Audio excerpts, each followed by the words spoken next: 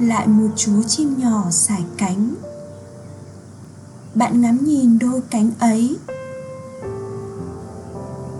và chợt nhớ rằng tự do không phải lúc nào cũng là đi thật xa. Đôi khi tự do chỉ là không còn bị giam giữ bởi những nỗi sợ trong chính mình, là cho phép bản thân được mỉm cười, được nghỉ ngơi, được tha thứ,